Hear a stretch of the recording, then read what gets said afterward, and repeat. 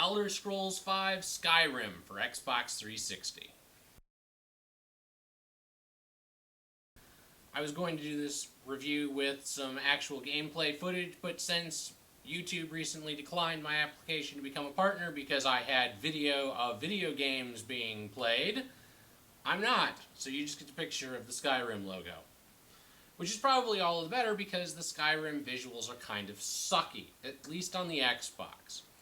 The Xbox suffers from some definite issues when you're playing Skyrim. The PC version is probably a much better version of the game, and having played both, I would say that if you have both platforms, pick this up on the PC, not on the Xbox 360.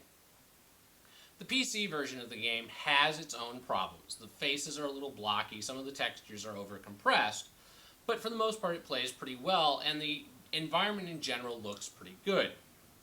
However, on the Xbox 360, all of those texture issues are magnified. The menu interface on the Xbox is definitely more navigable, whichever the correct word is there, than they are on the PC. On the PC, it seemed that as you were trying to go through the menus, often if you couldn't remember the hotkey that got you into the menu, you couldn't use the hotkey to get out of the menu. And the new spiraling universe-style menu system doesn't make things quick and easy to get to. So you spend a lot of times every time you go into the menu being in the menu because it's hard to get out of or hard to get to where you're going quickly. On the Xbox, this isn't so bad because there's only basically 4 buttons you can choose from to begin with, and so remembering the button you pushed is, 1 and 4. However, the Xbox version crashed on me a lot.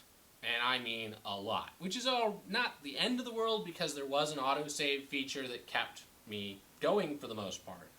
But there were other glitches and bugs in the Xbox system that didn't appeal to me. For example, I bought a horse, and when I changed from one realm to the next realm, or however you want to say, I experienced a load event. My horse was gone when I came back, despite having been stabled.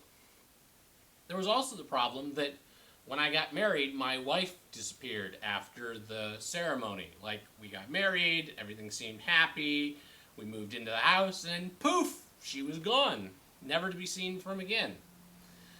And then there were the woolly mammoths, or just mammoths, or whatever you want to call them, that would randomly fly thousands of feet into the air as though they had been filled with helium, abducted by aliens, something, and then randomly fall to the ground and die. The advantage of this was that when you wanted to gain some experience points for killing a woolly mammoth, all you had to do was stand near the field, wait for one to fly up in the air, fall and be injured, and then walk up and you could basically punch it with a single punch and it would die. I'm not sure what that was good for, and it amused me for about 3 minutes, but it was definitely a bug. So, Skyrim, despite all of the ugliness, the bugs, and the loading issues. Oh, and the loading issues are really bad on the Xbox. Every time you go in and out of a shop, you have to experience the loading screen. You don't have to do that on the PC. The world is much more seamless on the PC. But basically, Skyrim, it's great. It's ugly in parts. It's got bugs, but it's Elder Scrolls. I mean, wander around, choose your own adventure, have fun. This thing will consume you for 120 plus hours of gameplay to play through with one class, and if you want to go through and play through as a different class the next time, you'll get a completely different story or a mostly different story. So the replayability is very high on the game. The number of hours it's going to take you to beat the game is huge. This is an open world, it's not a sandbox, and you can do a lot of fun things, but just be prepared. It's a much better experience on the PC than it is on the Xbox, but the controls on the PC are gimped by the fact that they've made them basically the same as they were on the Xbox. So probably the best thing to do is play on the PC using an Xbox controller.